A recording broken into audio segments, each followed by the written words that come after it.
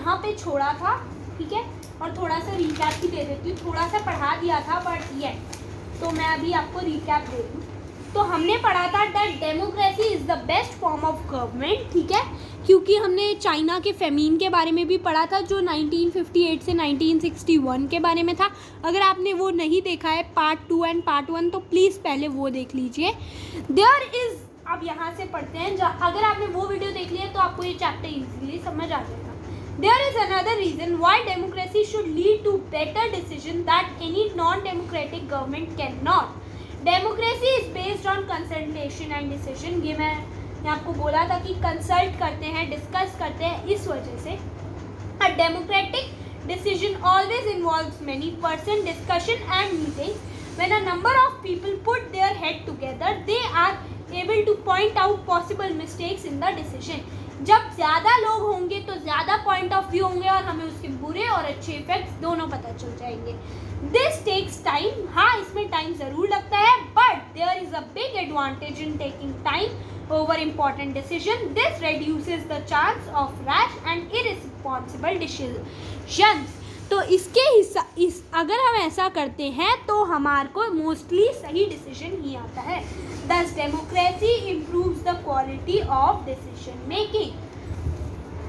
ठीक है, this is related to the third argument. Democracy provides a method to deal with differences and conflicts. In any society, people are bound to have differences of opinions and interests. These differences are particularly sharp in a country like ours. India के अंदर हम लोग अपने point of view रख सकते हैं, which has an amazing social diversity. तो हमें सबका पॉइंट ऑफ व्यू पता चलता है, उसके बुरे अच्छे इफेक्ट्स भी पता चलते हैं, एस्पेक्ट्स भी पता चलते हैं। People belong to different religions, speak different languages. इससे इक्वालिटी भी आती है डेमोक्रेसी से। Practice different religions and have different castes. They look at the world where differently and have different preferences. The preferences of the one group can clash with those of the other groups. How do we resolve such a conflict? अब बता रहे हैं, जब इतने सारे लोगों का point of view होगा तो ऐसा भी तो हो सकता है कि लड़ाई हो, किसी को कुछ सही लगे, किसी को कुछ सही लगे, तो तब क्या करेंगे? प्लीज़ ध्यान दीजिए, ठीक है। आई होप आप लोग मान लें बात। In any society, people are bound to have different. हम कहाँ पे थे? हाँ. So, the conflict can be solved by brutal power. अब brutal power क्या होती है? Whichever group is more powerful will dictate its term. जो भी ज़्यादा पावरफुल होगा उसकी बात मान ली जाएगी, but that would lead to resentment and unhappiness. अब इससे क्या होगा? बात तो उसकी मान ली जो मोर पावरफुल है, लेकिन उससे क्या होगा? अनहैप्पीनेस होगी। जो कमजोर ग्रुप है उसे बुरा लगेगा। डिफरेंट ग्रुप्स में not be able to live together for long in such a way. अब जब इतनी लड़ाई होगी तो डिफरेंट लोग नहीं रह पाएंगे साथ में। Democracy provides the only peaceful solution to this problem. ऐसा होता है डिक्टेटरशिप में, लेकिन डेमोक्रेसी इसका बहुत ही अच्छा सा सोल्यूशन बताती है, जो है in democracy no one is a permanent winner. कोई भी परमानेंट विनर नहीं है, पाँच साल बाद चेंज होती रहती है government. No one is a permanent loser. Different groups can live with one another peacefully in a diverse country like India. Democracy keeps our country together. क्योंकि अगर लोगों को पता होगा कि हाँ 5 साल बाद हम फिर चेंज कर सकते हैं, तो उनके पास होप रहेगी। These 3 arguments were the effects of democracy on the quality of government and social life, but the strongest argument for democracy is not about what democracy does to the government, it is about what democracy does to the citizen. तो अब बोलते हैं बहुत लोग कि democracy ने दिया ही क्या है सरकार को। तो डेमोक्रेसी, इसका आंसर है डेमोक्रेसी सरकार को नहीं देती, डेमोक्रेसी सिटीजन्स को हेल्प करती है। अगर सिटीजन्स वोट नहीं करेंगे, सिटीजन्स का पॉइंट ऑफ व्यू रखा नहीं जाएगा तो सबको बुरा लगेगा। Even if democracy does not bring about better decisions and accountable government. और अगर चलो एक बार को मान लिया कि गलत डिसीजंस होते हैं, अकाउंटेबल गवर्नमेंट नहीं है, it is still better than other forms of government. तब भी ये बेटर है because democracy enhances the dignity of citizen. सब अपना अपना पॉइंट ऑफ व्यू रख सकते हैं। As we discussed above, democracy is based on the principle of political equality. Democracy में इक्वालिटी होती है on recognising that the poorest and the least educated has the same status as the rich. इसके अंदर rich poor का वो नहीं है, ठीक है। People are not subject of a ruler, they are the ruler themselves. तो किसी का डर नहीं मार रखा है उनको, वो खुद अपने रूलर है। Even when they make mistakes they are responsible for their conduct. अगर वो कोई गलती भी करते हैं किसी को चूज करने की तो वो खुद ही भुगतेंगे, किसी और की गलती नहीं भुगतेंगे। Finally democracy is better than other forms of government because it allows us to correct its own mistake. अगर हम कोई गलती कर दें तो 5 साल बाद हम उसे फिर से ठीक कर सकते हैं, हम किसी को क्वेश्चन कर सकते हैं। इसीलिए डेमोक्रेसी बाकी फॉर्म्स ऑफ गवर्नमेंट से बेटर है। As we saw above, there is no guarantee that mistakes cannot be made in democracy. हम जानते हैं कि ऐसा नहीं है कि डेमोक्रेसी में मिस्टेक्स नहीं होंगी, बल्कि ऐसा कोई भी गवर्नमेंट फॉर्म नहीं है जो कह दे कि नहीं इसमें कोई मिस्टेक नहीं होगी, ऐसा हो ही नहीं सकता। लेकिन उस मिस्टेक को जो सुधार ले वो डेमोक्रेसी है। The advantage in a democracy is that such mistakes cannot be hidden for long. अगर मोनार्की होगी तो वो नहीं बताएंगे कि हमने गलती की है और वो फोर्सफुली अप्लाई भी कराएंगे। लेकिन डेमोक्रेसी में ऑपोजिशन होगा तो वो बता देगा, प्रेस होगा तो वो क्रिटिसाइज कर देगा। There is a space for public discussion on these mistakes and there is a room for correction. यहाँ पे करेक्ट भी हो सकता है। We voters are angry. ये एक बारी पढ़ लेते हैं या पहले ये कंप्लीट करते हैं। Either the ruler have to change their decisions or the ruler can be changed. अब डेमोक्रेसी में हम रूलर्स भी चेंज कर सकते हैं और रूलर अपना डिसीजन भी चेंज कर सकते हैं, इसलिए डेमोक्रेसी में कुछ भी नहीं छुपता। This can not happen in non democratic form of government. ऐसा एक मोनार्की में नहीं हो सकता। आप मोनार्की में रूलर चेंज नहीं कर सकते, डिक्टेटर में भी आप रूलर चेंज नहीं कर सकते। Let us sum it up. Democracy, अब इसका सम निकाल लेते हैं, यानी कि इसका एक समरी निकाल लेते हैं।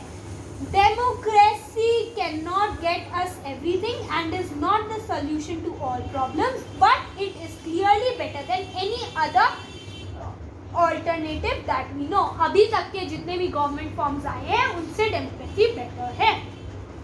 It offers better chance of a good decision. It is likely to respect people's own wishes and allow different kinds of people to live together. Even when it fails to do something of these things, it allows a way of correcting its mistakes and other more dignity to all citizens. That is why democracy is considered the best form of government. अभी तक के हमें जितने भी forms पता है उनमें से सबसे बेस्ट है democracy.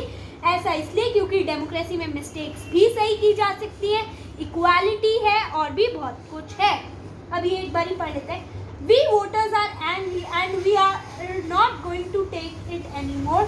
The liberty have been arrogant. They have broken our trust in government. They stole our money. So on 28th we are going to do what candidates do best. We are going to vote them back in. अब democracy के अंदर क्या होता है कि अगर आपको कोई पसंद नहीं आया तो आप उसे चेंज कर दो, इसीलिए डेमोक्रेसी अच्छी है। ब्रॉडर मीनिंग ऑफ डेमोक्रेसी, ये एक बारी कर लेते हैं। In this chapter we have considered the meaning of democracy in a limited and discriminate sense. We have understood democracy as a form of government. This way defining democracy helps us to identify a clear set of minimum features that a democracy must have. The most common form that democracy takes in our time is that of a representative democracy. अब हम पढ़ रहे हैं representative democracy.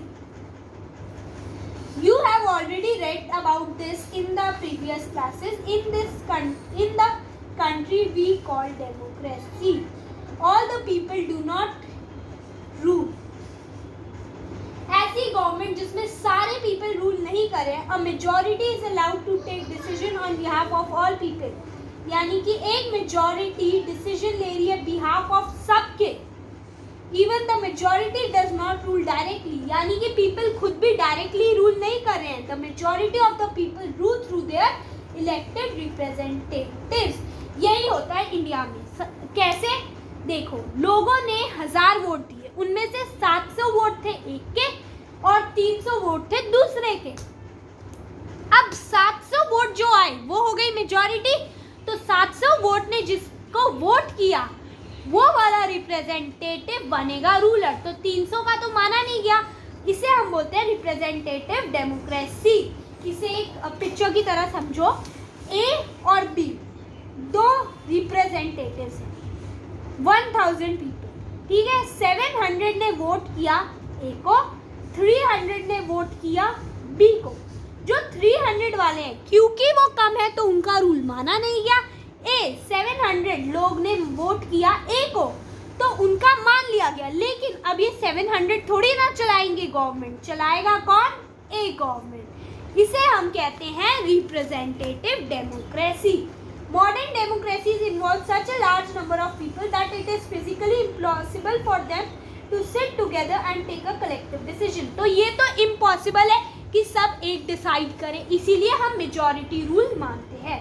Even if they could, the citizens does not have the time, the desire or the skill to take part in all the decision. अब 700 लोग तो vote नहीं कर सकते, मतलब 1000 लोग तो रूल नहीं कर सकते, इसलिए हमें एक चाहिए. तो जो मेजॉरिटी वोट करती है हम उसे मान लेते हैं. This gives us a clear but minimal understanding of democracy. This clarity helps us to distinguish democracy from non-democratic.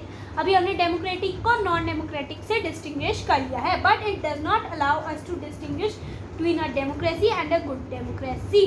अब हमें नहीं पता कौन सी डेमोक्रेसी अच्छी है कौन सी बुरी है, जो हमारी डेफिनेशन है उसके थ्रू, बट अब हमें पता चल गया है. It does got allow us to see the operation of democracy.